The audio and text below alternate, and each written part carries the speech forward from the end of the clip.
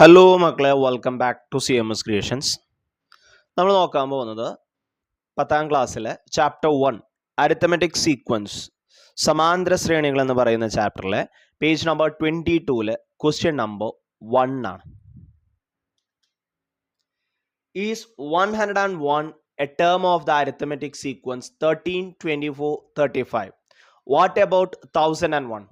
13, 24, 35 എന്നിങ്ങനെ തുടരുന്ന സമാന്തര ശ്രേണിയിൽ 101 ഒരു പദമാണോ?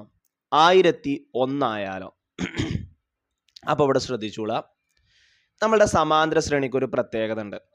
ഇതിൻ്റെ പൊതുവ്യത്യാസം ആദ്യം നമ്മൾ കാണണം. അപ്പോൾ നമുക്ക് 24 13 കുറച്ച് നോക്കാം. 4 3 പോയാൽ 1, 2 1 പോയാൽ 1, 11 ഇതിൻ്റെ പൊതുവ്യത്യാസം വരുന്നത്. ഇനി ഈ സമാന്തര ശ്രേണിയിലെ ഏതൊരു പദത്തിനെയും പൊതുവ്യത്യാസം കൊണ്ട് ഡിവൈഡ് ചെയ്താൽ റിമൈൻഡർ സെയിം ആയിരിക്കും. 13 ഒരു 13 13 11 പോയാൽ 2 ഉണ്ടാവും. ഇനി 24 നിങ്ങൾ ചെയ്ത് കഴിഞ്ഞാൽ നിങ്ങൾക്ക് കിട്ടുന്ന റിമൈൻഡർ സെയിം ആയിരിക്കും. 24 2 11 ഉണ്ട്, അപ്പോൾ 2 11 22, 24 2 പോയാൽ 2.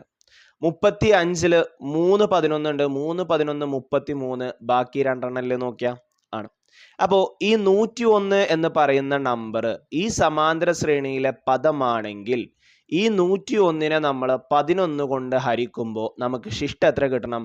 2 കിട്ടണം.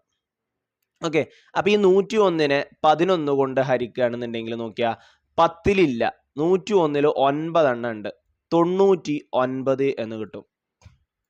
ഓക്കെ, അപ്പോൾ 1 9 പോകൂല, അവിടെ നിന്ന് 11 ആയി. 11 9 പോയാൽ എത്രയാ? 2.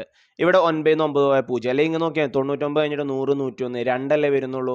അപ്പൊ 101 ഈ ശ്രേണിയിലെ ഒരു പദമാണ് എന്ന് കിട്ടും, കാരണം റിമൈൻഡർ സെയിം ആണ്. കണ്ടോ? 13/11 ചെയ്താൽ റിമൈൻഡർ 2 കിട്ടും. 101/11 ചെയ്താലും റിമൈൻഡർ 2 കിട്ടും. അപ്പൊ 101 ഒരു ടേം ആണ്. ഇനി 1001 ടേം ആണോ എന്നാണ് ചോദിച്ചിട്ടുള്ളത്. അപ്പൊ 1001നെയും ഞാൻ ഇതേപോലെ ഡിവൈഡ് ചെയ്യാൻ പോവുകയാണ്. 100 9 എണ്ണം വരും, 99. 100 99 പോയാൽ 1, ഈ 1 അറക്കി എഴുതി. ഒരു 11 11. ഇവിടെ റിമൈൻഡർ 0 ആണ് വരുന്നത്. നമുക്ക് വേണ്ട റിമൈൻഡർ എത്രയാണ്? 2 ആണ്. ഇവിടെ റിമൈൻഡർ 0 കിട്ടിയത് കൊണ്ട് നമുക്ക് പറയാം ഈ 1001 ഈ സീക്വൻസിലെ ടേം അല്ല. Okay, 1001 is not a term. 101 term ആണെന്ന് കിട്ടി, 1001 എന്തല്ലാന്ന് കിട്ടി? ടേം അല്ല എന്നും കിട്ടി. ഓക്കെ.